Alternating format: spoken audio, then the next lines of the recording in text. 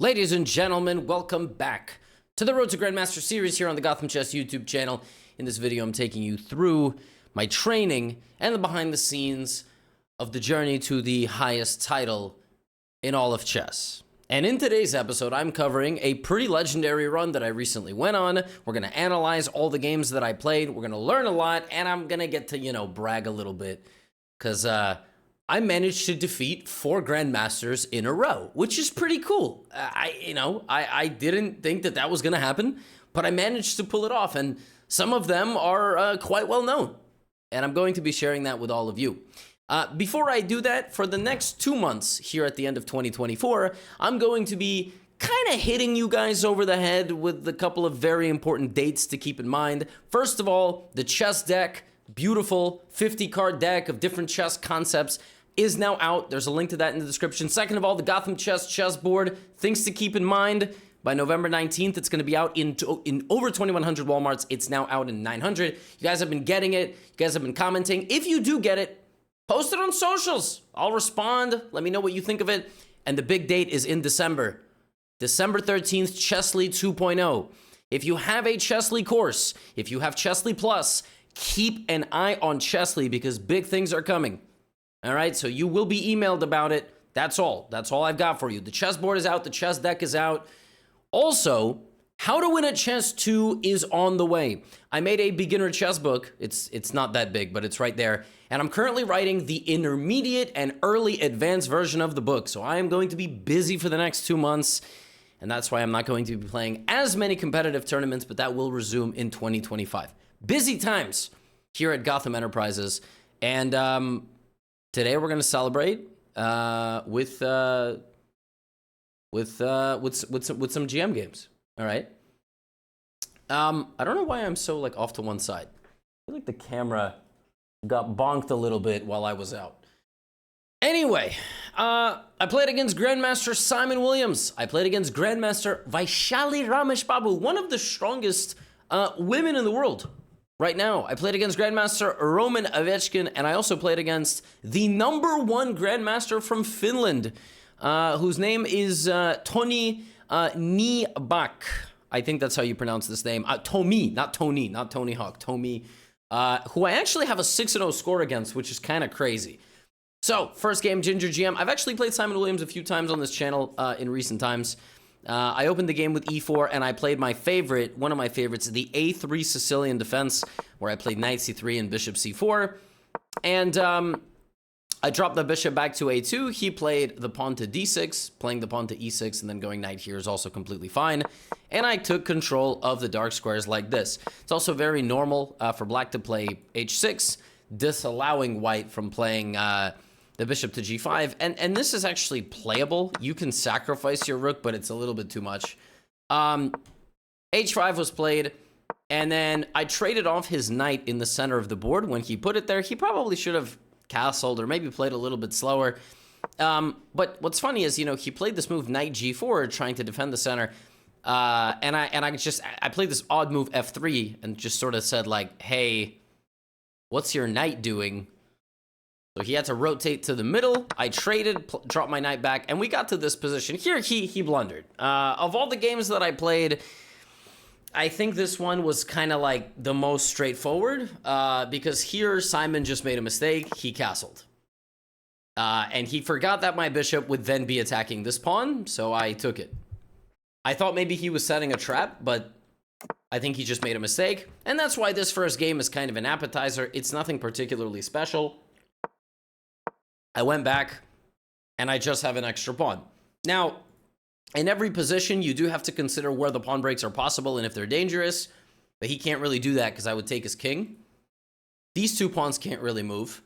He went bishop d7 here, and I simply castled. This looks a little bit dangerous for me, but it's not. You have to kind of think can my opponent actually access my position? And I don't really think so. I think he should probably play king h7 and try to move his f-pawn here. He goes here, and now I see an opportunity to improve my knight. So I do that. I play knight f4 with the intention to plop the knight onto the d5 square, where it would be standing much better. He goes bishop a4 attacking my pawn. I simply protect it with my rook.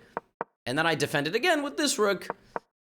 And then I centralize my knight and start bringing my pieces slowly forward. You will notice that I actually don't make a pawn move from move 10 until move 28. It's kind of crazy. I literally play this game just with my pieces. So I put my knight here, then I bring my queen up and try to trade bishops with him. I'm actually setting a trap here. If he takes, I play queen h6 check, and then I play knight takes f6, which is checkmate. And, you know, I just slowly march into his position. I don't touch my pawns at all.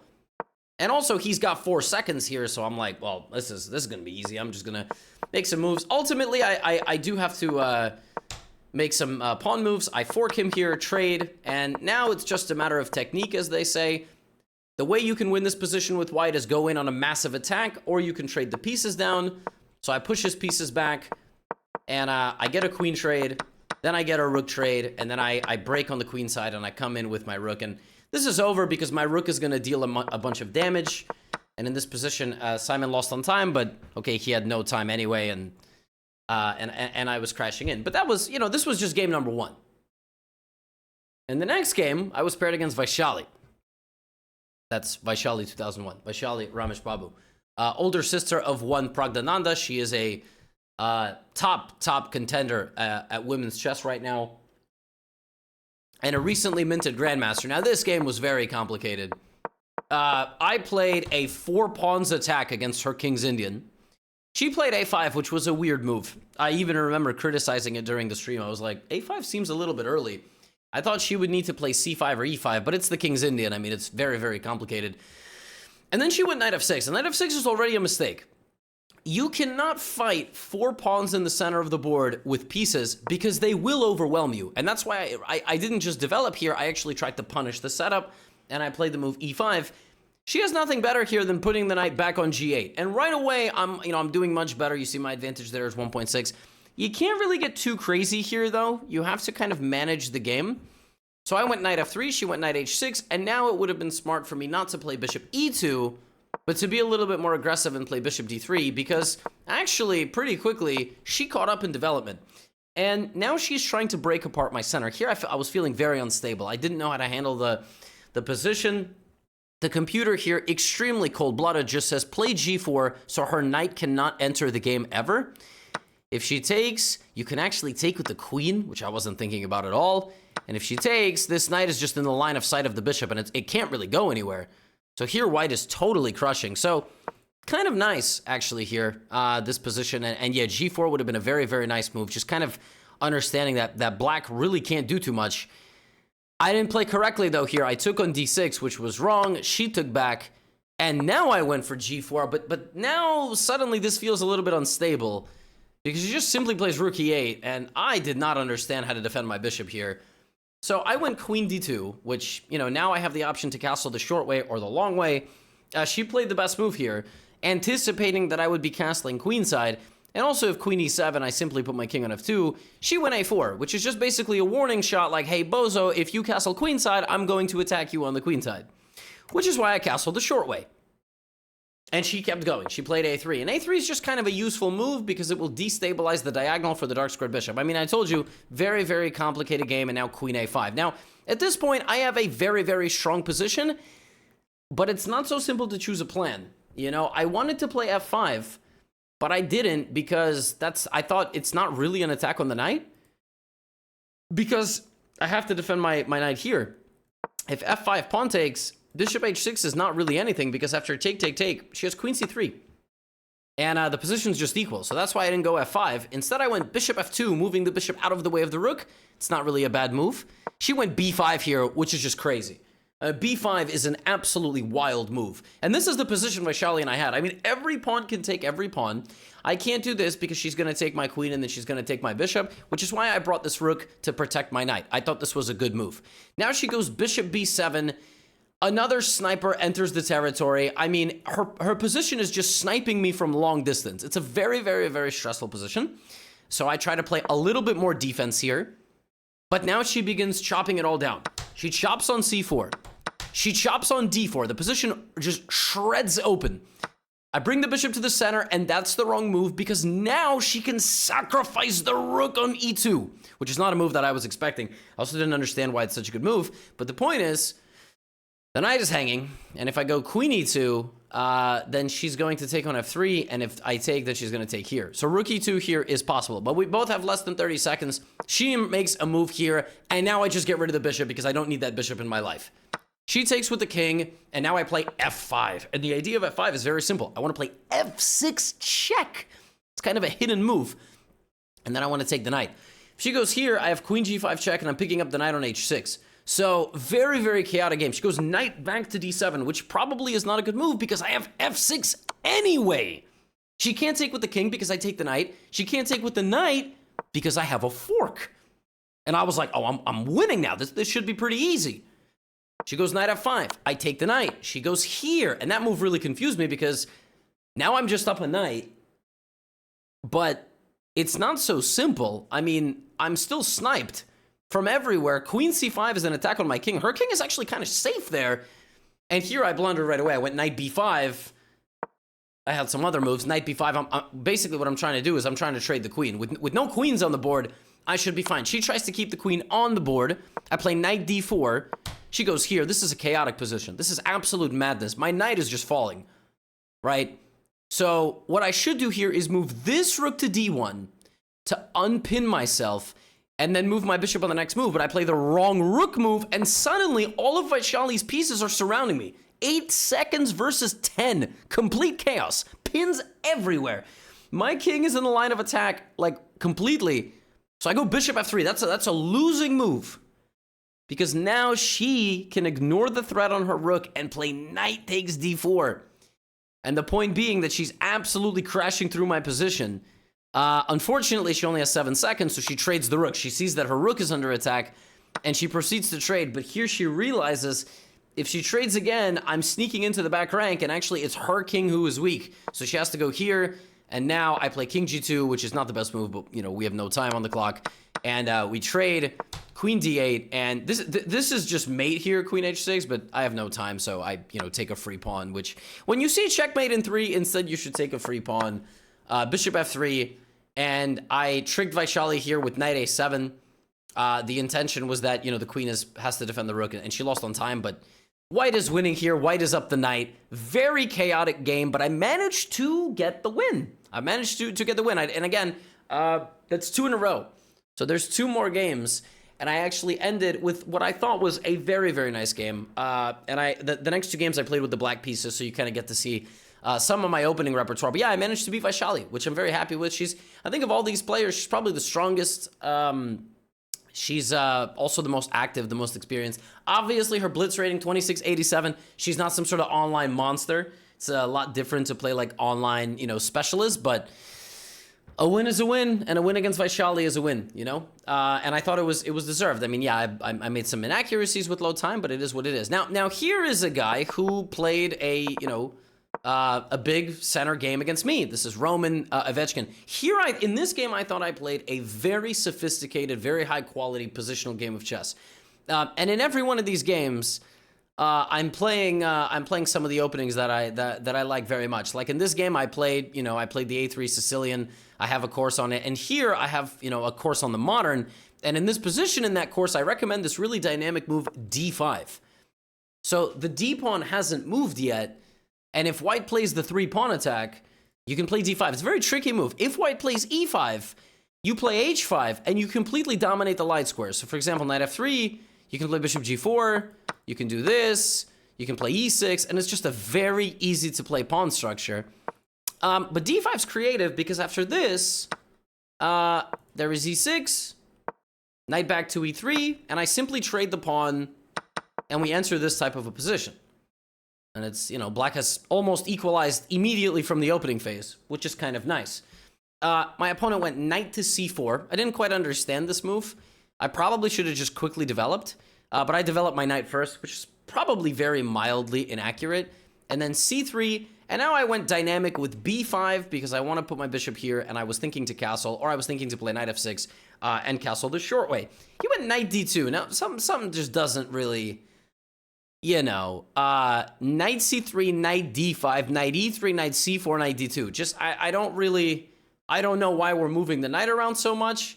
But he's a grandmaster. He moves it again, so now it's gone c3, d5, e3, c4, d2, b3, and it's also going to c5 on the very next move, and only grandmasters get, you know, away with this. We teach all the beginners, don't make multiple moves with the same pieces. He just moved the knight 7 times. And I went back to c8. I also undeveloped my piece because I was like, you know what, this knight could get traded. I could just defend against, you know, his position.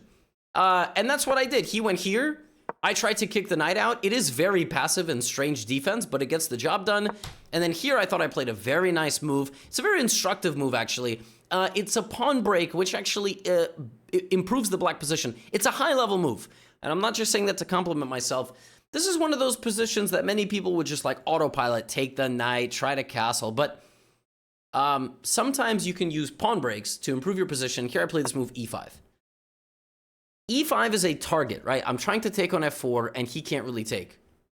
However, if he takes me, now I jump with my knight, I hit his bishop, and I'm going to take the pawn here. And that's exactly what I did. And he went bishop d4 because his goal was to try to keep everything together. In this position, I had the option to take on c5, followed by taking on e5, or I could take on d4 and go for this position. And I realized right away it was slightly wrong because he has a line, which I spotted right after I played it, but I could have, you know, taken on c5 first, but I went for this, and my idea was to play here and here.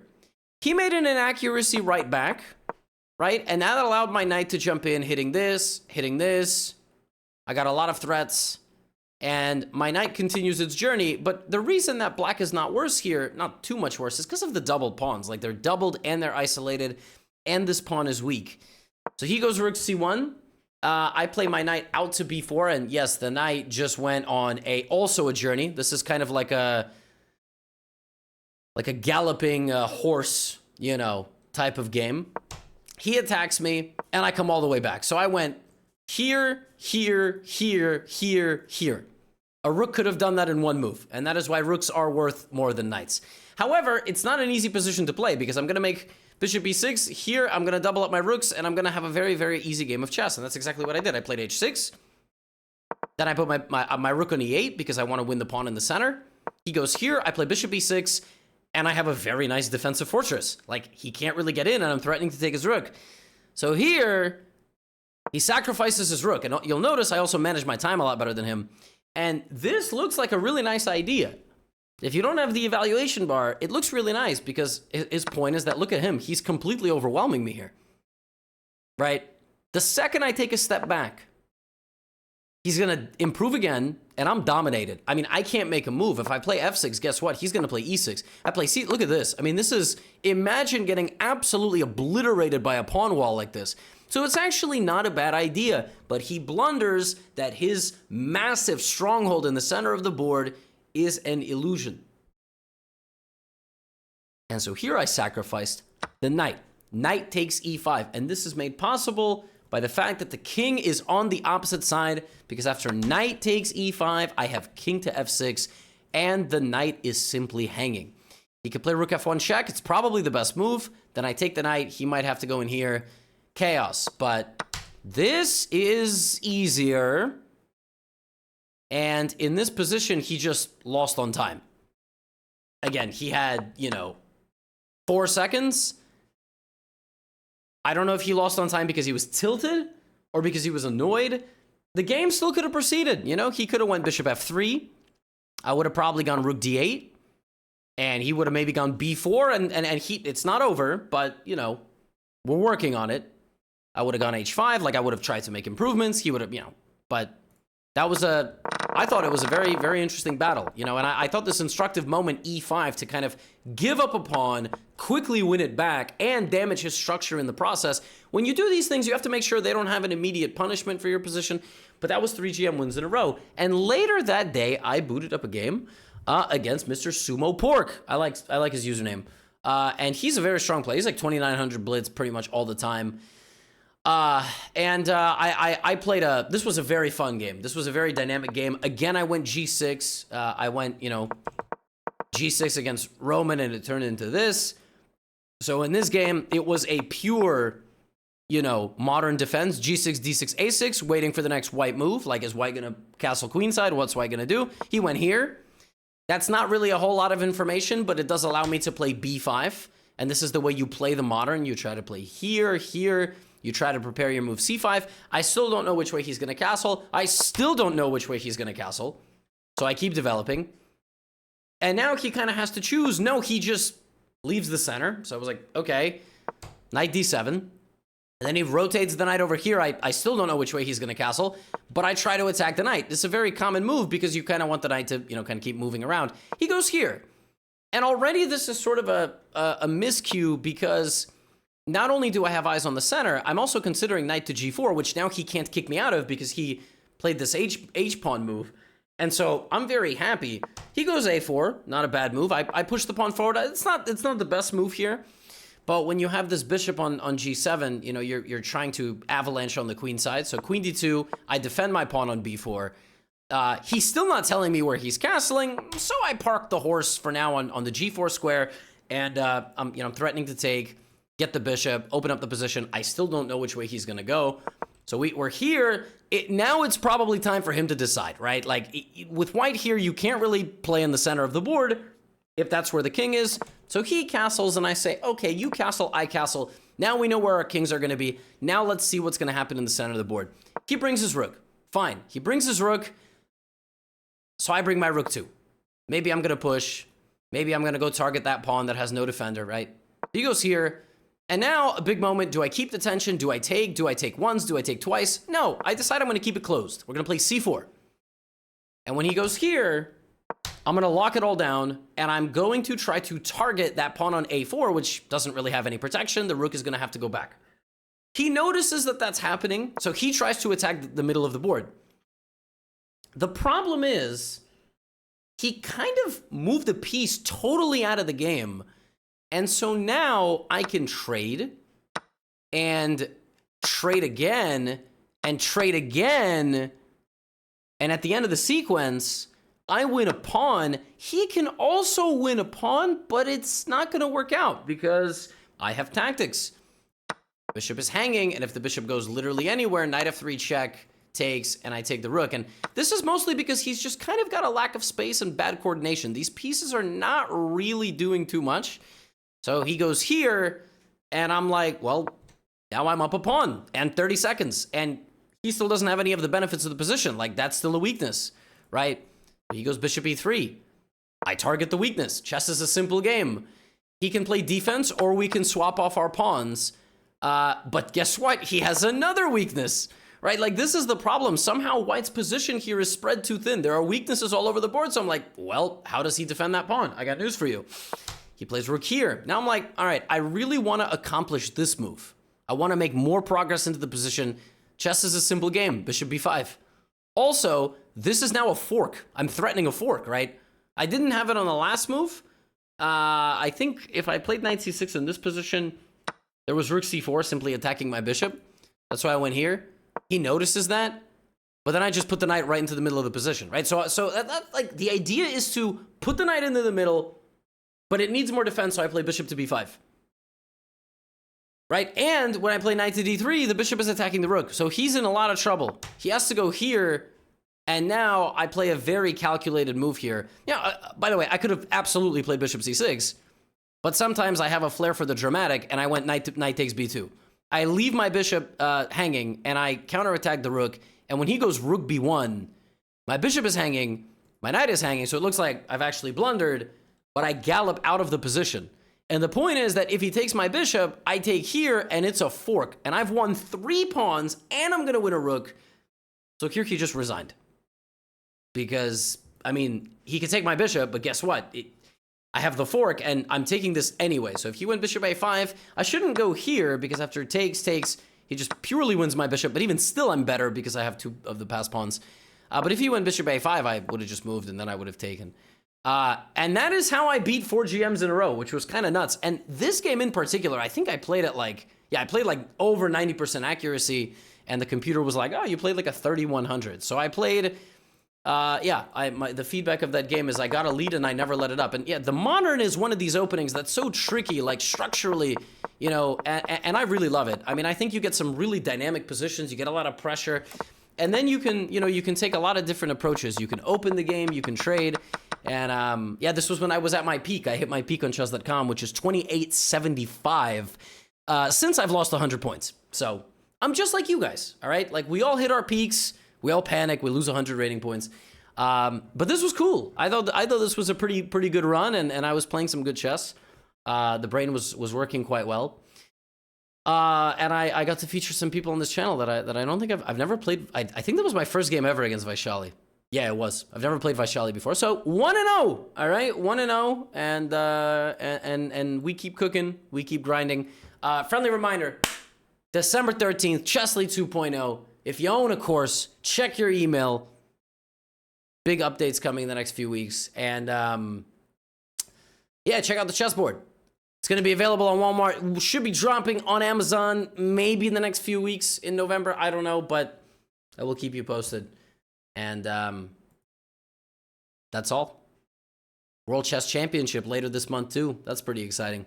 In the meantime, you know what to do. Get out of here.